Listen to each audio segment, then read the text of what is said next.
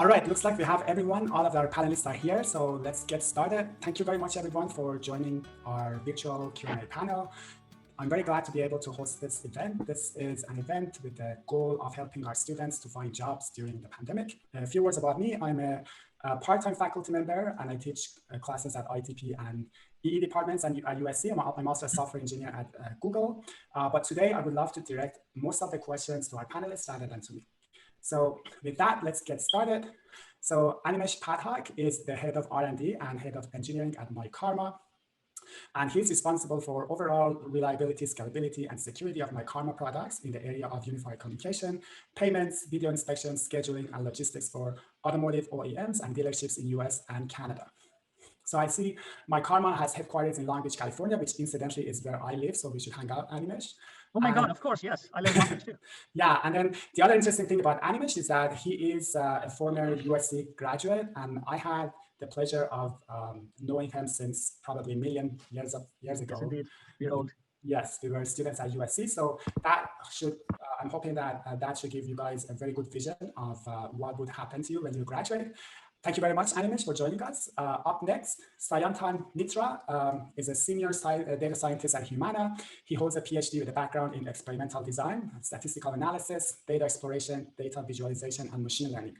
He gained strong business experience by creating data-driven analytical strategies to decipher key business challenges in the healthcare and financial sectors. So up next, Recep Ozdag is the GM and VP of Product Management of Keysight Network Visibility Division, NVS, provides end-to-end real-time visibility and monitoring into entire networks for fast, reliable, and accurate analysis of network performance. You don't need to read. Don't worry about it. You don't need to read the whole thing. It was a generic bios. I didn't know that you were going to read it. I would have just shortened it. Sorry about that. Sure, I was planning to just read the first paragraph for everyone. Oh, okay. So thank you very much for. So maybe I can, because I know you also. So maybe I can give a summary to the students. Sure. Yeah. So Recep was also one of our older classmates. So at the time that I joined USC as a graduate student, he just graduated. So I should probably look at him as my next step, hopefully.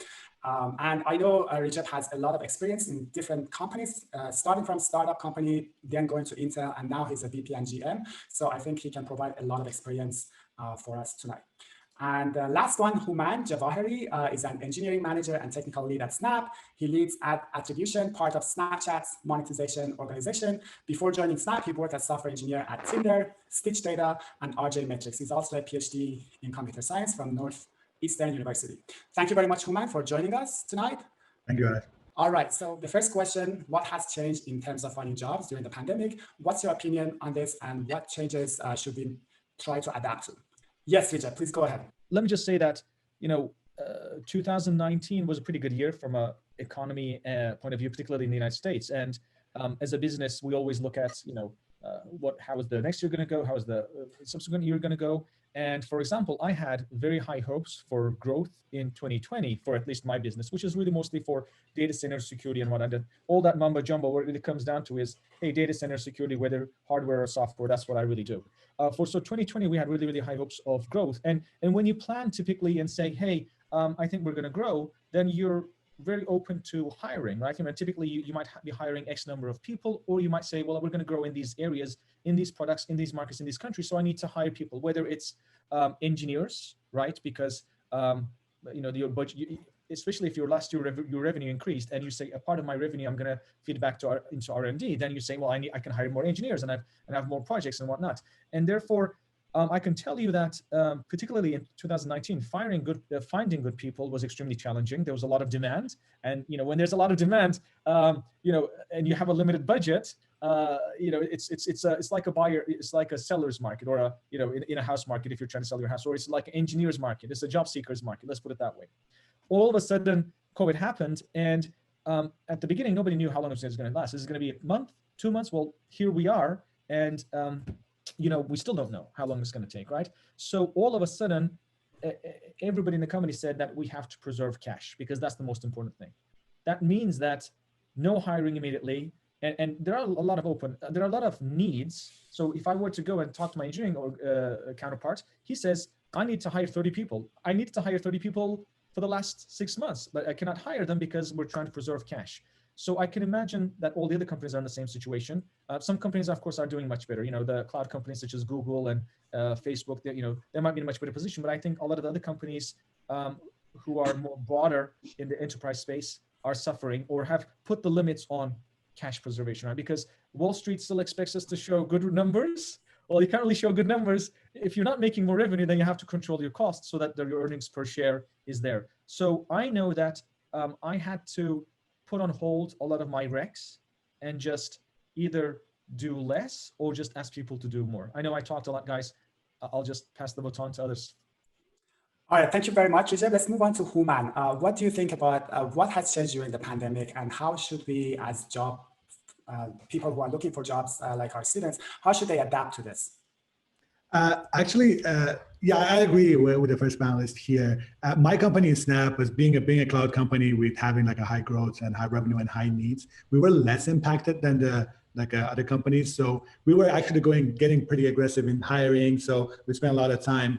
I'm going to point into something different here. That is, the other side of the things also changed. The people, the experienced people, the good engineers, they're actually like less likely to willing to risk or move from a city to another. So it's a little bit more difficult to get an experienced engineer hired nowadays. That's been our experience. And also because of that, it's a really like a competition between the large companies to go after those folks. However, this might be a good news for the new grads because we still have like a pretty healthy supply of the new grads coming in. I think that's not the case for a new grad, for the students that are looking for the job. So things are pretty much the same from the supply part of things. However, one of the challenges that we had during the pandemic was the experienced engineers are harder to hire. So the company is getting more selective, getting more competitive, but also that means that more resources can go towards those like top tier experienced engineer, and the hiring for the new grads becomes a little bit more limited. It's a complex game that usually the recruiter and HR play, and it always comes down to a budget. How about internships? Internship is extremely valuable because that makes you stand out among the new grads, right? The new grad that's coming in, we know that, okay, we can learn great things within the school, but if it's really directly translatable to what you do at the work, unfortunately, the answer is no nowadays, right? So internship and having been able to deliver a project or basically be in the real world software engineering team, it helps you a lot to stand out within among the new grads, and that would be a very good plus. Okay, great. Thank you very much, Human. Let's move on to Sayantan. So do you want to add anything to this? So how do you think we should adapt ourselves to this new job market after pandemic? We cannot hear you, Sayantan. Yeah, I'm in mute, I think. Yeah, sorry. Okay. So yeah, I really agree with the, two other panelists what they said. I'll just like to add some perspective from the student point of view. I was finishing up my PhD last year.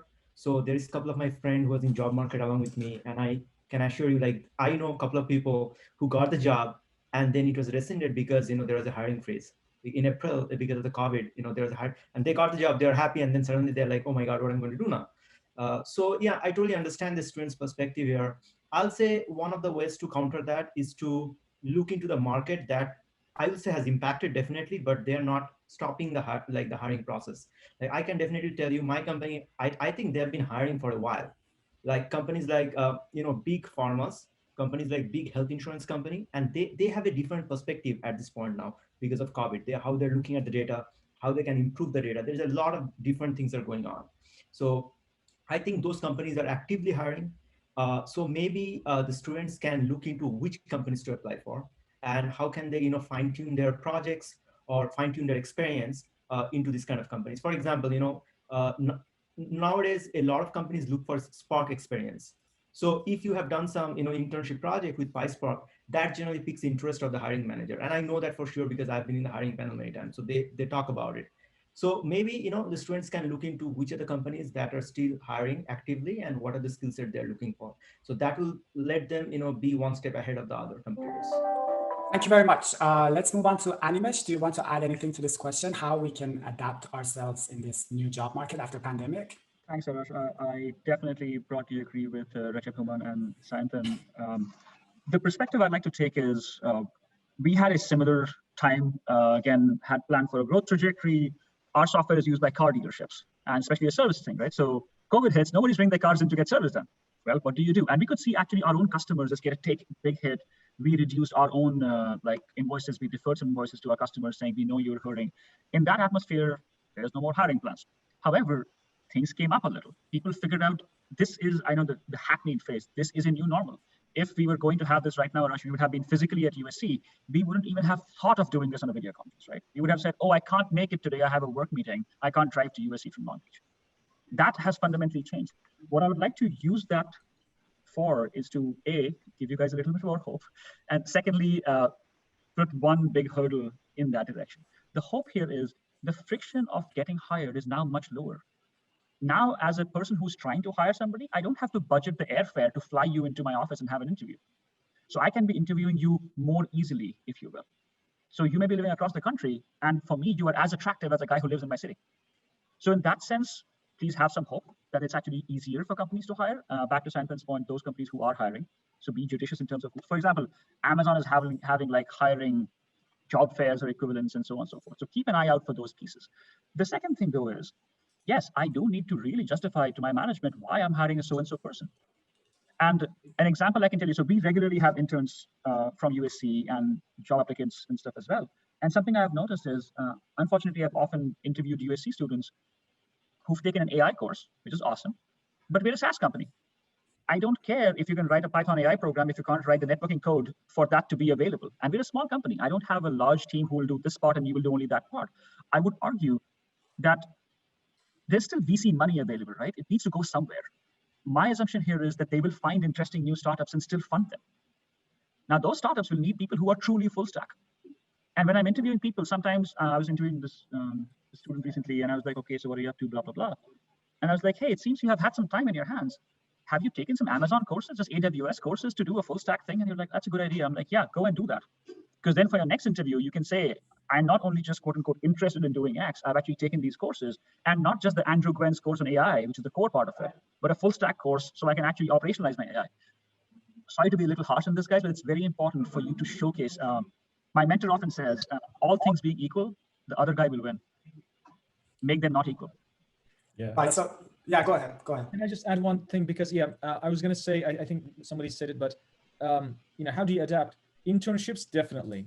I think we are way, way, way open to internships for two reasons. I think one is because, it's a limited time, and you typically pay less because they're typically, fresh grads, but also it gives us a chance to assess whether somebody is really good. I mean, if you think about it, when you try to hire for a full-time position, you really have one day to interview somebody, right? One day, sure, you can have 10 interviews, but it's really one day. Whether it's engineering or if it's engineering, how many things that you can ask? Can you draw this circuit? Can you code this one? And you're trying to assess somebody from one day, whether they're really going to be good.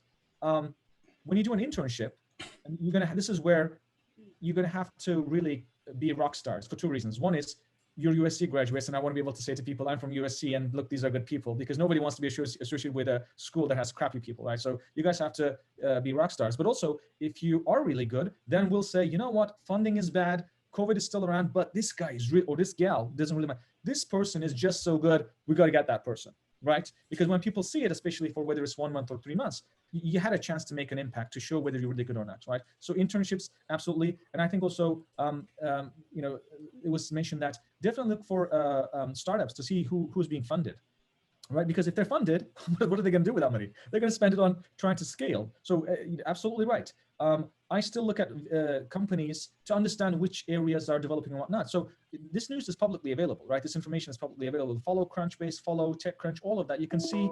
And then you can see, and the other thing is that when I left Intel, we had worked at Fulcrum, we got acquired by Intel. When I left Intel, I actually didn't know anybody outside of Intel. And you're not going to believe it, but I just went to a couple of websites to the company. These are small companies, like 100 to 300 people. I found the job. I wrote to HR. I wrote to a couple of people.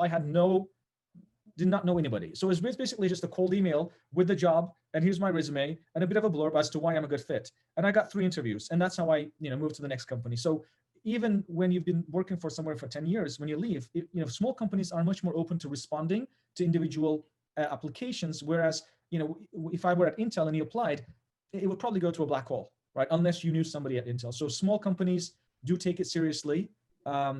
And that's another advice. Sorry about that. I probably use more time. Recep, to kind of a pertinent point perhaps to what you just said from a strategy perspective. These days, the game is so much on LinkedIn as well, right? The way I see it is, if my company was growing and I had a job opening and I got a connection from a USC grad and the message was nicely crafted saying, hi, I'm a fellow Trojan in these crazy times. I'm looking for some positions.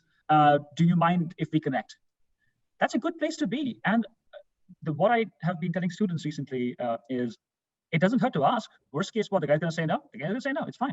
Exactly. And then if you don't mind, you can say, hey, here's a link for you can post your own resume and I'm looking for a position as a post on your LinkedIn, make it fully public and ask people to reshare it. It's okay.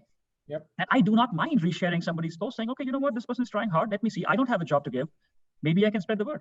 Yep. Absolutely. One of the things that I wanted to add was, especially for the PhD students, or the ones that actually want, and they worked on something for a long while, be open to take a risk. Be open to take a risk, and you don't have to be in that specific fields that you're expert on nowadays. Try to take a risk. I did it. That's the best thing that I did in my career. So be open, take a risk, and don't be shy. Especially nowadays, shyness is not going to help you at all finding a job. Yeah, definitely don't be shy. So I want to just add one more question to you, Human.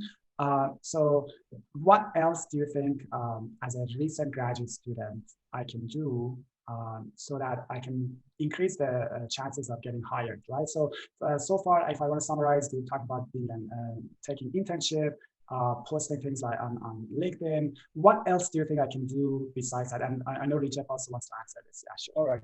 So even though my background is in electrical engineering, we're the software is eating the world. So there's a lot of software. If you're doing software, you should, in my opinion, rather than just watching Netflix and doing any of those things, be doing some open source projects, right? Because it's a great way to showcase, even without getting an internship, even is to showcase that, hey, you know what the hot topics are, you're contributing, and then you can share that just like an art student would share their portfolio and say, hey, look, these are all the things that I drew. You can say, these are the things that I contributed.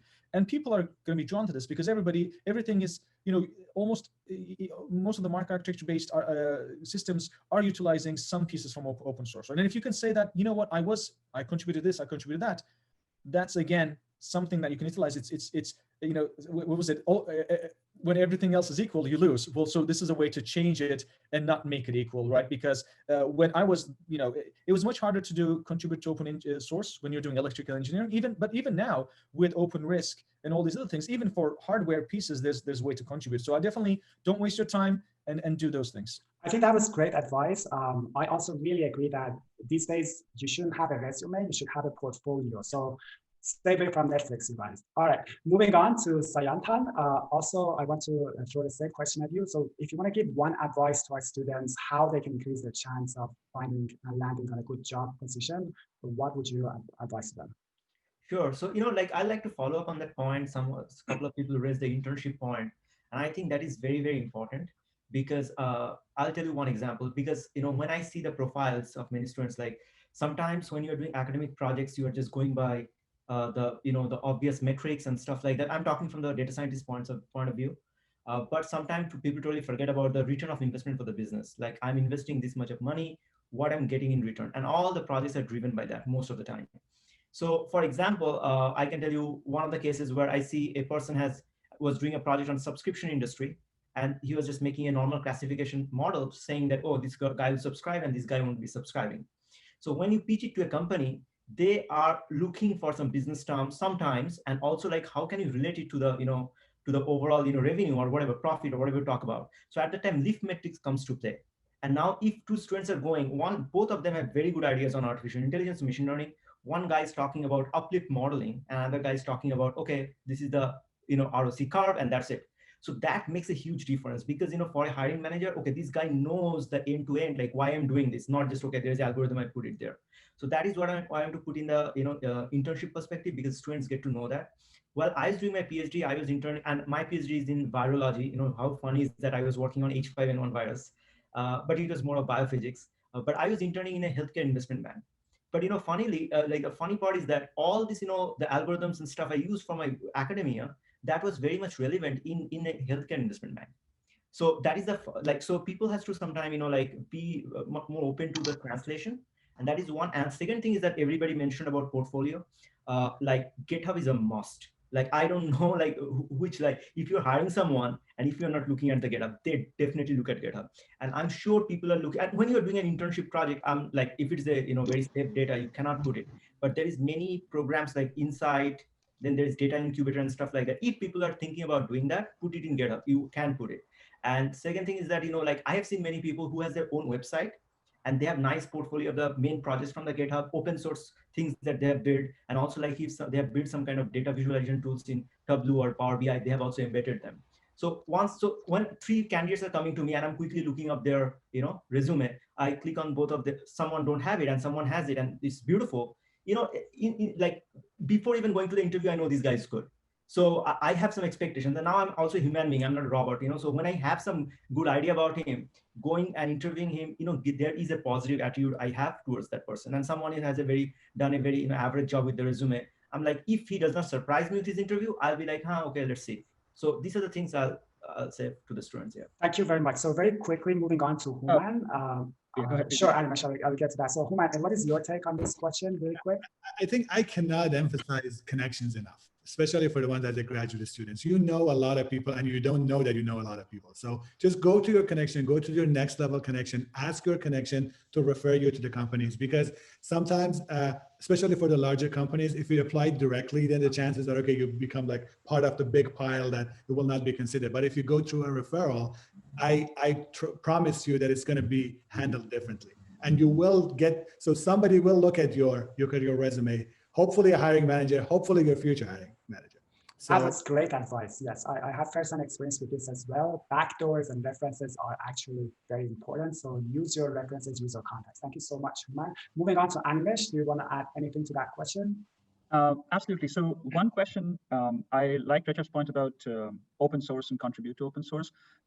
If I might like to break it down into 2 small pieces over here. One is, if I go to your GitHub page, this day and age, if you're going to USC, I'm assuming you have some courses you're taking. I'm assuming you, of course, have a GitHub repo. But after interviewing a couple of USC students, I know which of those repos are homework. So where I'm going with this is, there can be 2 things beyond homework. Don't get me wrong, homework is good. Good documentation in homework is a good sign to see that you've done some good work. However, the hope here is you have maybe a personal itch to scratch. Maybe you want to make a photo gallery web page just because, and you got some free AWS credits and learned jQuery or whatever. That's fine. Publish that, document it cleanly. That's already a good, clean, small showcase to say, I can do stuff end to end. Maybe you're analyzing some data. That's fine. You found some good COVID data, put some models in. Whatever it is, you should be able to showcase your project. Because then I know that when I'm going to be hiring you, you won't just do what I tell you to do. You will come to me with ideas. And that's awesome. The second piece here is it's sometimes intimidating to hear contribute to an open source project. You might be like, oh my God, how can I do that? I'm some new kid. I don't know how to contribute to this big open source project. Well-maintained open source projects always will have beginner issues to work with. Don't get me wrong. If your first 2 issues are documentation fixes, I remember OpenOffice.org for the longest time had translate German documentations to English or something as one of their main topics. That is okay. Get started. Once again, it is still more than what you're doing today. If you want to view Netflix, view the Netflix open source videos about their modules. Try playing with Spinnaker. Raise a PR into that, then apply to Netflix, telling them that you have raised PRs into their repos. That's a very different conversation to be had then. So that is like, because you have time right now, you have more time than you had before, because unfortunately you're all at home. Use that. Great advice. Thank you very much, Animesh. So let's move on to one more question. So assuming like we have a chance to get hired, what do you recommend? Like, should I go as my first job, approach a startup company, a small company, or one of the big ones like Facebook, Amazon, Google? So what was your experience? And I know, Recep, you have jumped from a lot of small and big companies. So let me ask you this question first. So what is your take on it? If you go back, what would you do differently? Yeah. The landscape is a bit different, of course, compared to when I started many, many years ago. I'm not going to even put my numbers, dates on it, but I know the numbers. Yeah, you know the numbers. Let me put it this way. So first of all, I'm going to say something interesting. I graduated with a PhD. I joined a startup. Luckily, it was in my area. I was there for 10 years in a chip startup, and first of all, it requires a lot of VC money. So we ran out of money every 2 years. So during the 10 years, I was never able to buy a house. And I got married, we had our first child, we were still renting. While all my other friends who joined larger companies that were more stable, they got 401k contributions, they maybe got a bit of bonus and all that stuff. And at a startup, you don't get any of that. Like, what is the 401k contribution? Put your own money, and you don't get a bonus because we need cash. And hey, you want, your friend is making 20 or 30% higher than you. Too bad. Well, we don't have, but let me just give you some equity. Of course, stocks don't really mean anything unless you actually sell it. So, but as you can imagine, I was there for 10 years because I really, really enjoyed it. I learned a lot. I did everything. And it was a great learning experience because, I can just open the door to the CEO. Hey, can we do this? Yes. All right. See you later. Simple as that, right? And you can talk to anybody and learn anything. We got acquired. I joined Intel, and Intel has 100,000 people. At the startup, we were about 50 to 70 people. Very, very different. Very, very different.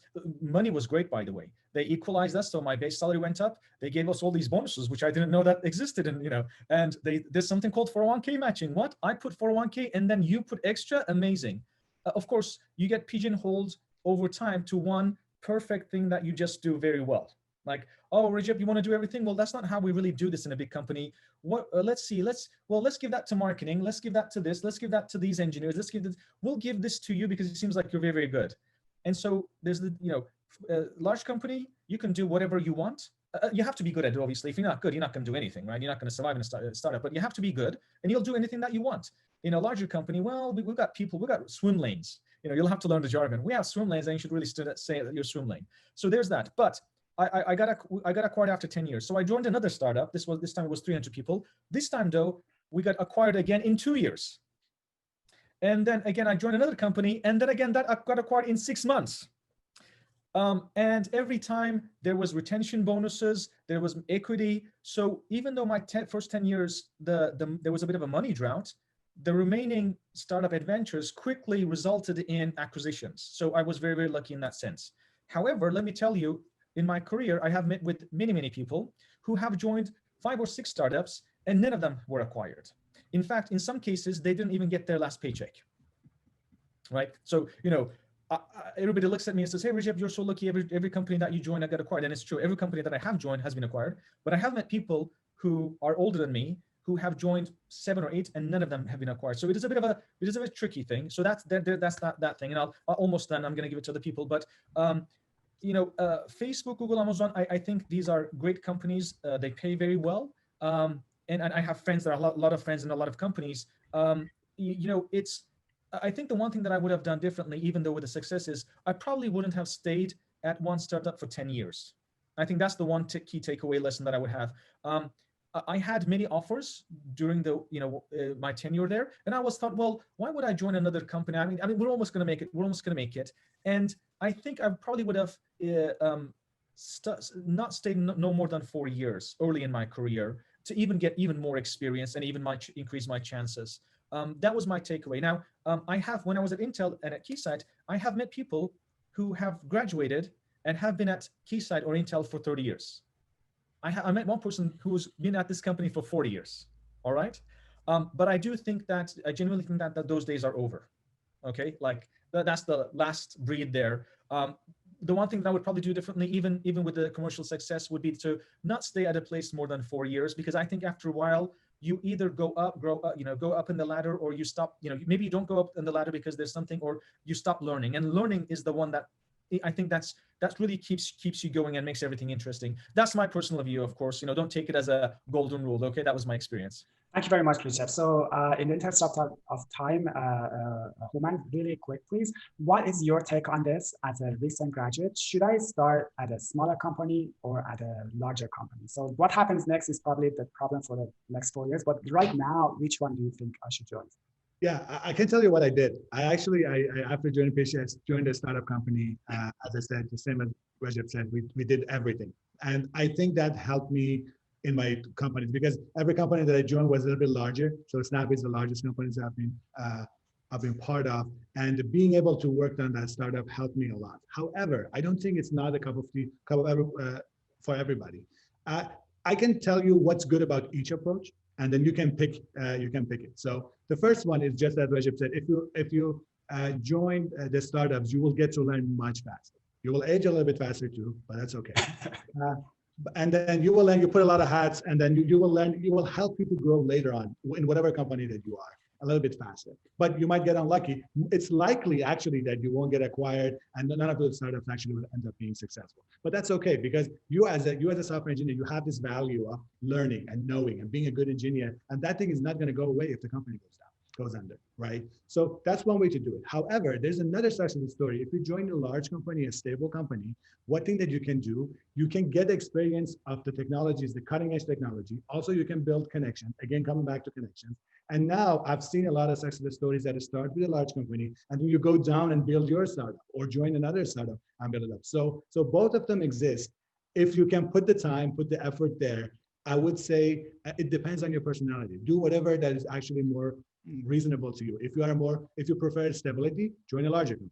If you want to be a little bit wild, a little bit and learn fast, and then have a higher tolerance for risk, join a startup. I think both can work. And that's the beauty of it. I mean, the thing is, it depends on and there's always this kicker of luck. You have to be lucky. And I think all of us that are here and many people here, there's like this luck going on that everybody's actually appreciative of, everybody's grateful for, and you need that, and you will get it. I promise you will get it. Thanks. All right, so I want to move on to Sayantan, but with a new question. This is one of the questions that one of our students have submitted. So for data science, many positions require master's degree, but not all of them. Would you recommend getting a master's degree for data science, or can we just have a bachelor's degree and get hired and have a very good career? Oh, well, this is one of my favorite questions I get asked. Degree to me, after my PhD, I don't think degree really matters. Like if you have the willingness to learn, it's fine. Because I feel like if you are going to healthcare, algorithms remains the same, but you have to understand the industry. And still now, that's the mind. Like if you are going to work for a big company, Fortune 100 or Fortune 10, then you're going to, the biggest hurdle would be really understanding the underlying patterns in the data in that particular company. So I have seen many bachelors, like, who has not got a master's degree or PhD, they have a longer experience and that company really values. So imagine the amount of time you're going to invest in a master's or a 7-year PhD or a 6-year PhD. If you remain in the company and, if you do really impactful work, I've seen those people have gone up to director, senior, VP level. So it's not that people need a master's or a PhD to, go. Yes, at some times maybe there are situations like that, and there are big companies that support it. I know a lot of people in my company actually is doing these programs in Georgia Tech, which is one of the top 10 schools. There is programs called OMSCS and OMSA, which is pretty famous. So they work and then they study. So, you have, instead of 2 years, you're finishing your master's in 4 years. If you are really, like don't want to have a life and just study, then you can finish it in 3 years.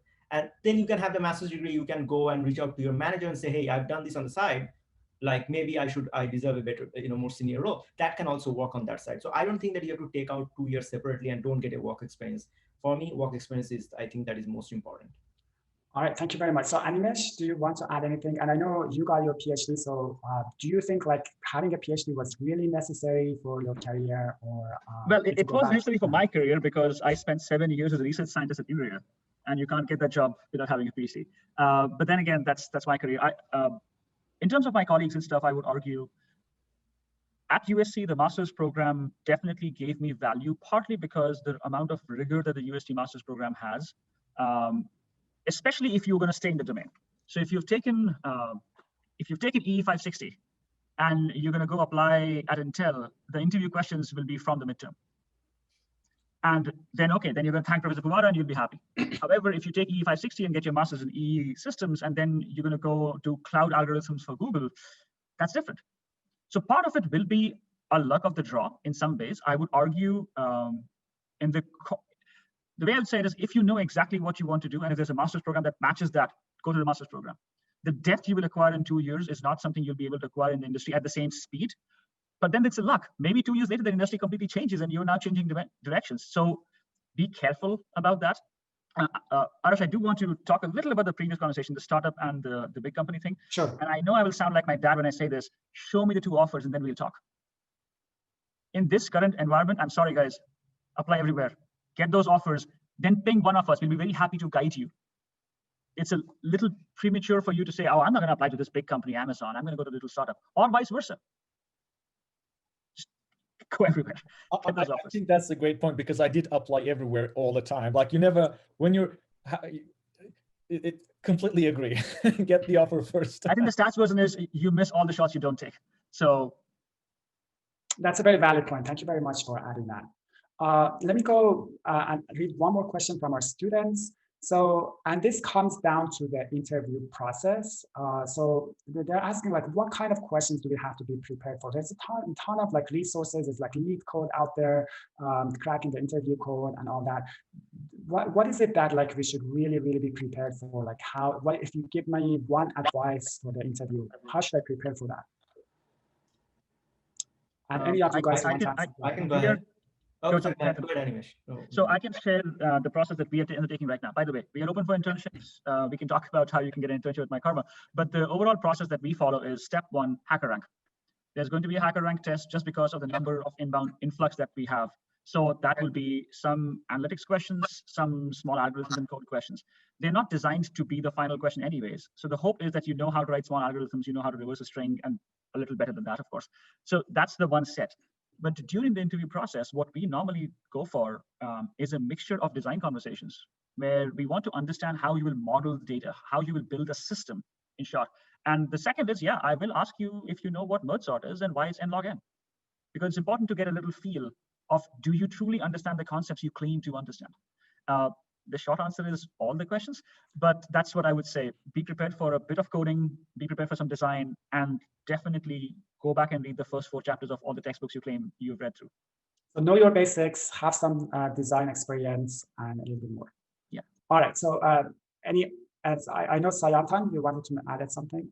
Sure. I mean, I don't know. Like my experience has been a little different, and I agree with that, because my friends who have applied, who's working for LinkedIn or Facebook or Amazon, they have this kind of HackerRank thing that they have to go through, but they may not have the case study for data scientist or senior data scientist role that CVS has, and I have to go through that.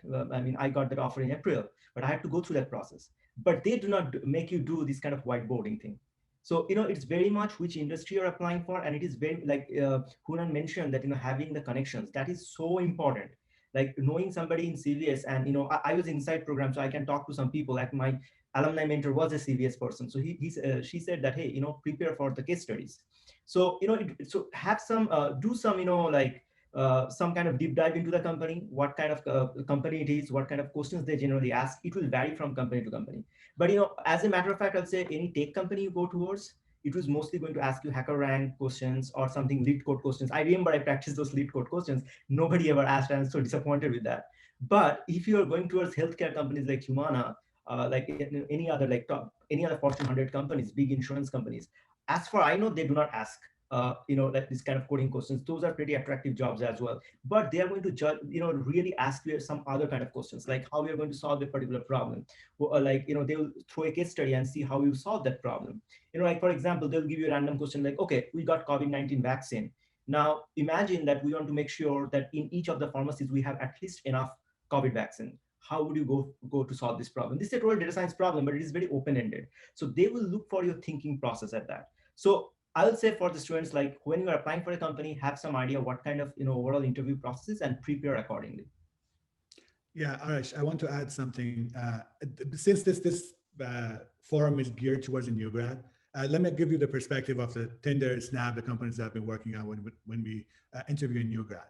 Since the new grads have less industry experience, the focus on the design and basically experience of the internship and how to make sense of things, it's a plus. It's not a must. It's not the baseline. The baseline would be how well you can code. What's the pace of your coding? On Snap, we do computers. There's no whiteboarding. So you have to basically write the code, write down. It should compile. It should run. You should write test cases. And all of this will be basically assessed by an interviewer. As a decider of the interview loop, I will assign different part of the software engineering and coding and problem solving skill to each interviewer, and you will see, and they will go and assess it. They can use lead code questions, that's fine. They can use their own question, which I do myself. But if you memorize all the lead code questions and go and do it really fast, it's good, but we know that. In the debrief, we talk about it, okay, this guy is super prepared, or this girl is super prepared. And then we will look at the other aspects of it. Especially when you get the lead code question, solving that is just half the story. How you talk about it, how you understand the problem, and how can you actually answering follow-up question is super, super important. That basically distinguish someone that understands coding, understand problem solving, with someone that is absolutely uber prepared. Right? I think you might think that it's not visible, but it's very easy for interviewer to tell if you're just prepared for interview or you're really, really good at coding. And that will show even if you're solving lit code problems or some real world problem that the interviewer will present in the session. So obviously prepare, go on a lit code, solve problems, get better, understand the basics. So you can be a faster coder, you can be more accurate coder, and you can debug more efficiently. And these three things are very killer for a new grad, because we will put you in some place that all these three will be useful to make it grow in the company. All right, Recep or Animesh, do you guys want to add anything to this? I probably not, because I haven't really hired any engineers directly, because I haven't been doing engineering for the last 10 years. So typically I do hire business people, and I typically don't hire a fresh graduate. So I don't really have up-to-date help there. I apologize, but I'll let others answer for this one. Yeah, I would just reinforce what Human said. Practice for this, again, depends on which industry you're going into, but practice and get your core concepts clear. If you can, have a buddy, try to explain to them what this question is truly doing, how it links back to your courses. My usual thing is, especially when I talk to USC students, if they claim that they've taken CS 570, I will absolutely ask you a dynamic programming question. And I'm going to just see if you know those concepts. And to Human's point, yeah, it's obvious if somebody is scoring a little too high in those tests, because that sticks out. And then the team will absolutely dig into those questions and making sure, just straight up plagiarism, or if you know what you did. Thank you very much, Animesh. So we have about 10 more minutes. I want to open the floor for any students who want to ask a question live. So if you guys have any questions, please don't be shy, raise your hand. This is your chance to ask questions. And then after that, we will have the breakout sessions. And then in the meantime that you guys are preparing your questions, I also want to say my experience about what Animesh mentioned and Recep mentioned. From my experience as working in various companies and interviewing other people as someone that interviews on behalf of the company, and myself being interviewed, I think one of the most important things is to have as many experiences as you have. So even if you don't want to go to a company, even if you think that company is not good for you, still go and do an interview. What Animesh mentioned of having your friend do a mock interview with you, that's extremely important, because like a lot of times you are actually prepared, you just cannot present yourself very well. And that gives you a perspective on how to prepare yourself next time. And also, again, something that Animesh said here, you need to know your basics. So when I teach something in my classes, I tell my students that DFS or BFS, I want you guys to close your eyes and be able to write the code. It's not, so you can't go to an interview and say, I don't know how to write DFS. There's no chance for you to mess it up there. I know that you might be able to write it on your own, but you have to be very quick and very prepared to do that. All right, so with that, let's see if there's any question on the chat window. There's someone asking, can you please speak about salary negotiation? So very quickly, guys, I know like this is probably something that is like after you hear very good news of getting hired, but like maybe like any quick advice on salary negotiations?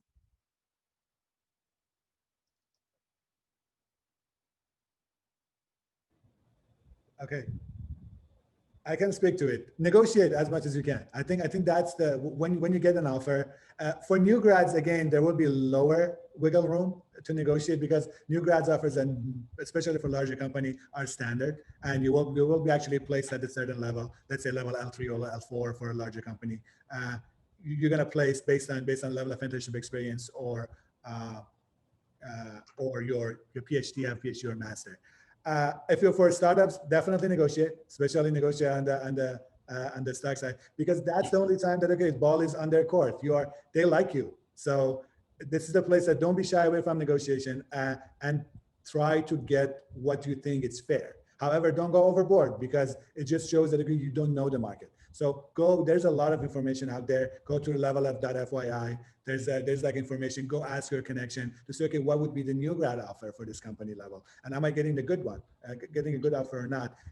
remember, for new grad, there's not a lot of wiggle room, but you will get like an extra, like a sign-on bonus or like a relocation package. So you can improve your package by negotiation effectively.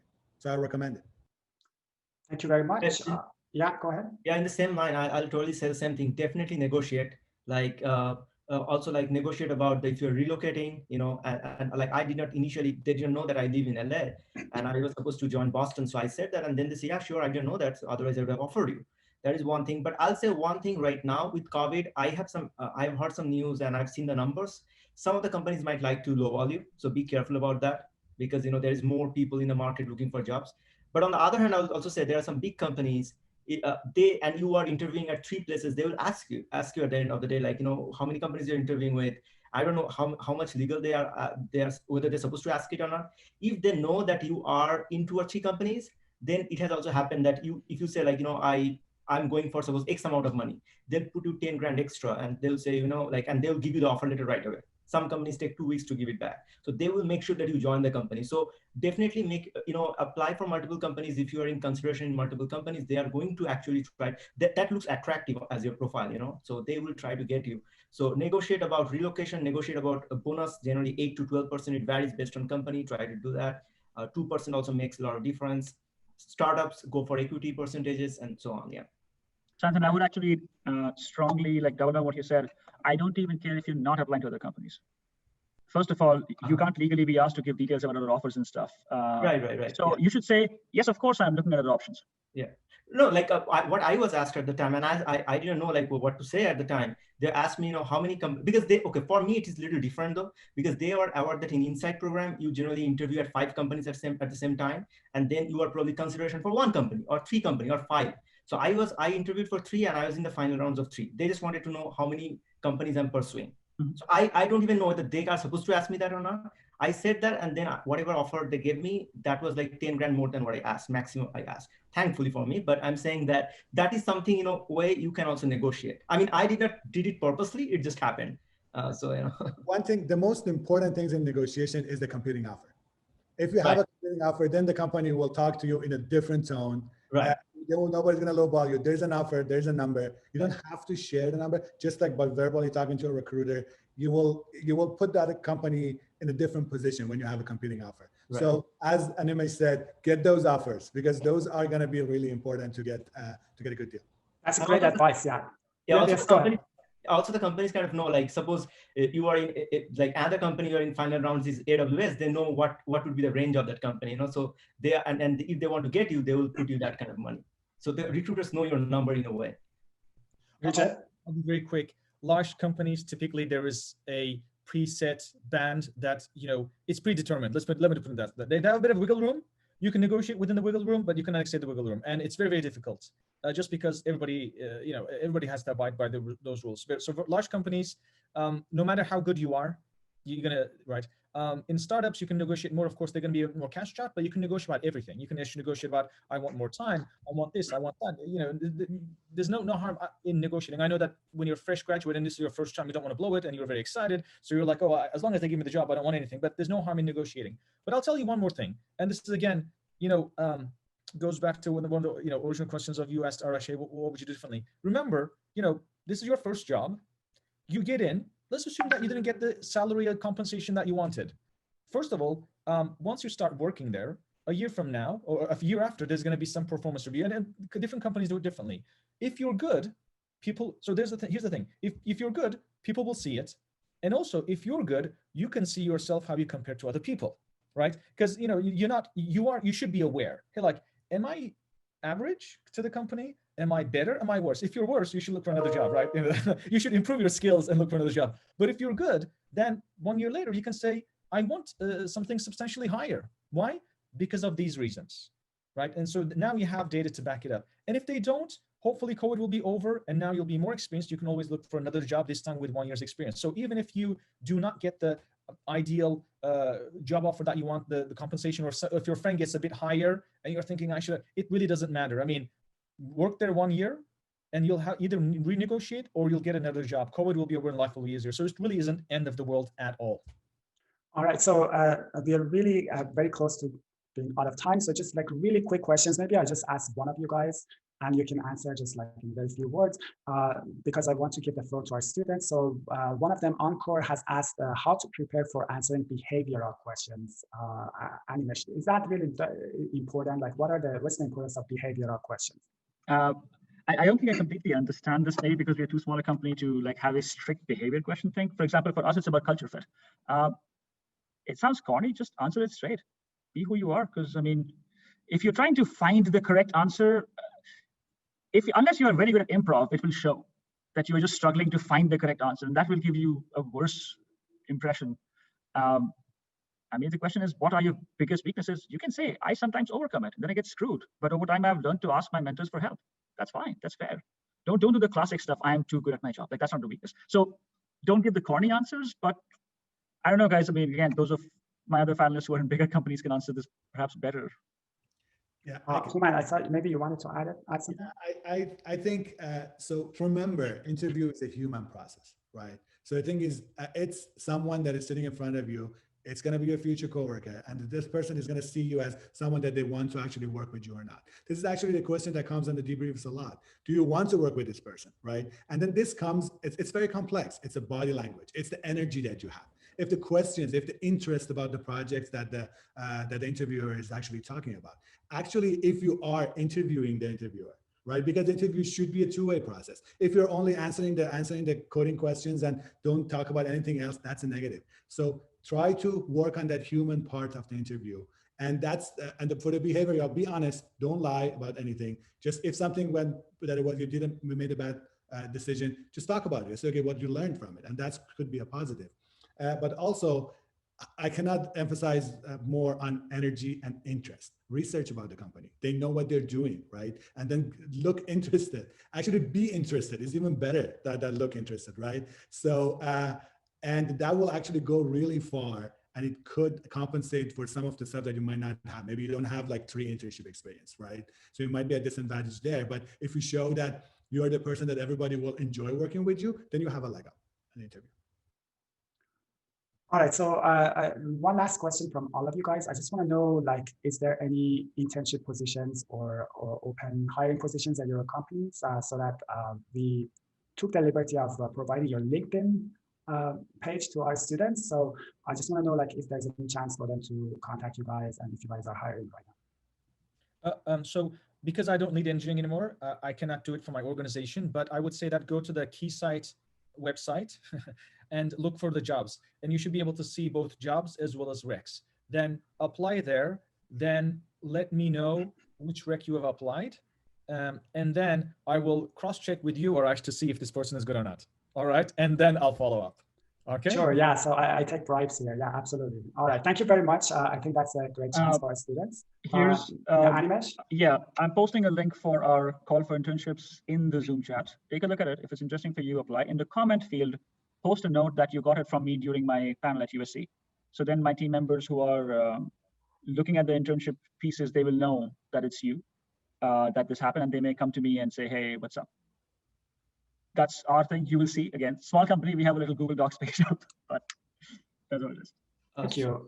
Yeah, Sayantan, go ahead. Yeah, so for my company, just look up in the Humana page. I know that I don't know much about internship, but I know there's a lot of data scientists, 1, 2 senior data scientists, lead, or I mean, lead is, I think you need industry experience, senior also you need industry experience. So, if you feel something is a good fit, reach out to me at LinkedIn and then, put my name in the referral while you're applying. And one question, you guys are talking about behavioral interview. I'll say that with my limited experience, that if you are joining a company which has a lot of customer focus, like I'm giving you an example. There's a company called Tamar in Boston that does third party helps, other bigger companies like Toyota or something like them to, fix their data and stuff like that. But you are constantly talking with their customers. And so if you are being on a customer focused role, they really focus on your behavioral questions. So, how much friend you're to talk to, whether you are very raw or whether you are just, talking about codes, no other, etiquettes are there, they just like to look at that as well. So, so understand which company you're applying and what is the role again, and do some research that will kind of tell you what you need to know for the particular role. Thank you very much. Human, do you want to add anything to this about your company? Yeah, Snap has an internship program. We're actively hiring. There's actually a good relationship between USC and Snap because we're local. The headquarters is in LA. So I posted a link there for the university programs. Reach out to any of our recruiters. You can actually send a message to me, and I try to forward it to the right people for you to be part of the process. All right, so with that, I just want to close with one last, I guess, I hope it's a short one, a more philosophical question about that comes from myself. So from each of you guys, what really makes you happy, and like what gives you the feeling of fulfillment these days at your career? Just if you can give us a very short answer. Yeah, go ahead. I saw Recep was. I was going to say, I was going to let the others start first this time rather than myself. But you know what I'm a very competitive person in nature, and so you know, in engineering, when I was doing in engineering, it was great. But now that I own a business and I have a profit and loss responsibility, profit and loss means that each year you have to reach your goals and hopefully exceed it. So it's really goes well with my character of this competitive nature, right? I mean, I used to be a competitive swimmer, and the fact that I always have this metric, a number that I have to beat and exceed, it's like every year it's like a new race, right? And that's very satisfying to me. But overall, I'm going to consider ourselves very, very lucky, because we're in tech. Things change all the time. It's amazing, isn't it? Like, things change all the time. Just imagine if you were in a toy industry and you were doing Barbie toys. Well, Barbie dolls were the same as they were 40 years ago. Like, very little has changed. Or if you were in the toilet paper business, like, you know, with COVID.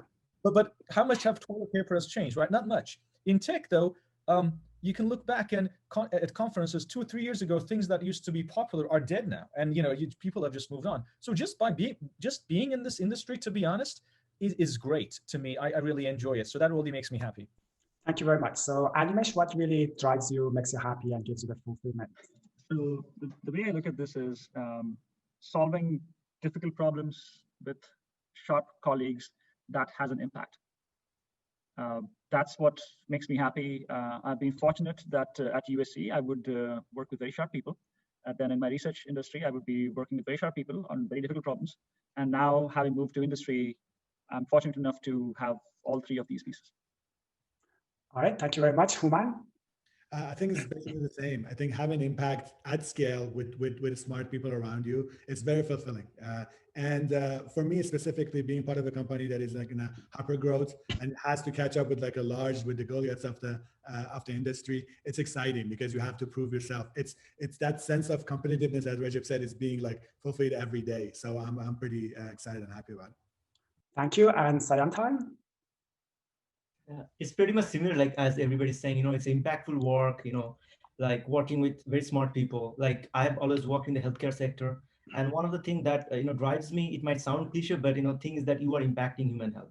But like you are working in an insurance company, okay, you are trying to save money. But one of the projects, for example, I did was avoidable admission, where we are trying to look at some people are not taking the medication or something like that. It's many other reasons are there. And how can we intervene in the middle so that they don't end up in hospital? So that will save insurance money, but that will also ensure that person has a better health, you know. And the example I can give you was like, you know, understand because of the COVID actually, how the other, so, you know, like the management of the hospitals have changed. So how each disease, how their, you know, forecasting is going to look around. So I did it as an exploratory project, and that I had to build it into a very big pipeline where I can run like hundreds of thousands of time series data very fast, because there are like 1,000 disease codes. So that is going to be patented within like 4 months of worth of work. So, you know, so this ends up with a very, you know, big impact, and where I'm changing people's life to a very small extent, but I am doing that. So that is at the end of the day, you know, really gives me the motivation to, you know, wake up next day and start working again. Yeah. Thank you very much. So unless you guys want to add anything else, I'm going to close the Q&A section, and then you guys are welcome to stay for our breakout section. Is there anything that you guys want to add? Arash, if I may address something a little global, I saw a question in the chat thread, which was, I'm a senior, I don't have internship experiences. What do I do? How can I prep? I'm assuming it may be a concern for more than one person. One, don't lose heart. Hey, it's sunk cost, right? What happened in the past has happened. From this moment on, at least again, if you're into my kind of industry, SaaS kind of industry, or Human's for that matter, go to the AWS website, click on the Learn tab or something, and start taking a couple of courses. Then you have something more than what you have today to talk about, saying, hey, I have an interest in cloud computing. I have taken ABC courses. You may get an idea and write your own little project. That'll be even better. But that's how you kind of compensate for not having internship experience. Thank you all. And it'll be okay. It'll be okay, guys. You're Trojans. It'll be fine. I agree with that. I mean, you're so early in your career, just as long as you get a job. I know that a lot of people are probably from other countries, just like we were, right? All of us. So I know that is like, there's this a bit of a race with the, what is it, OPT, CPT? I forgot the names, but I know that there's a bit of a race like, hey, let me get a job first before I have to leave. And I completely agree with that. But once you get a job, there's just, so many opportunities. It's not even funny. Yeah, I'd like to add something on very similarly. One of my mentor once told me, even if you get a data science experience for 6 months, that also matters rather than you have no experience. So I was kind of telling her that when I was in Insight that, hey, if I don't get into this company, I'm going to go back to LA and I'll start, reapplying or something. She said that you are crazy. If you get to into this, what's wrong with the second company? I love that company.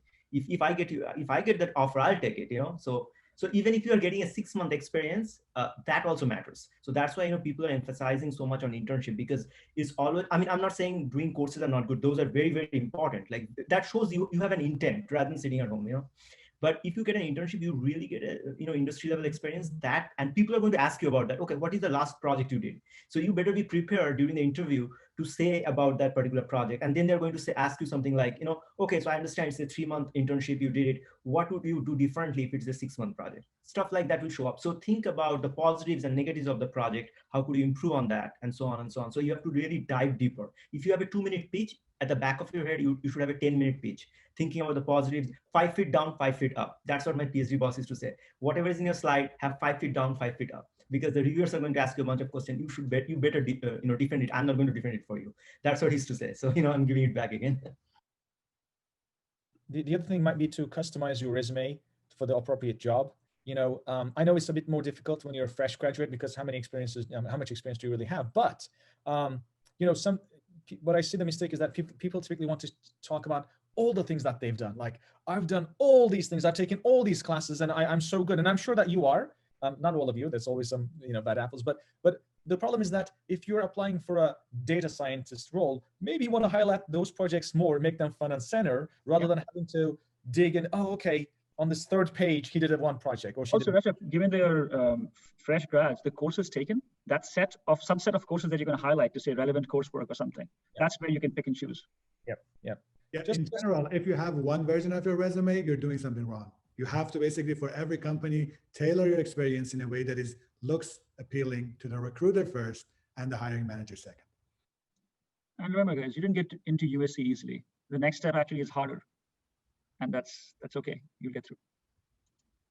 I remember it was Bhaskar Krishnamachari who told us how getting into the PhD program is, let's say, 1 in 100, and then getting into the faculty thing is 1 in 1,000. It's like life is only going to suck more, but you'll get used to it. It's fine.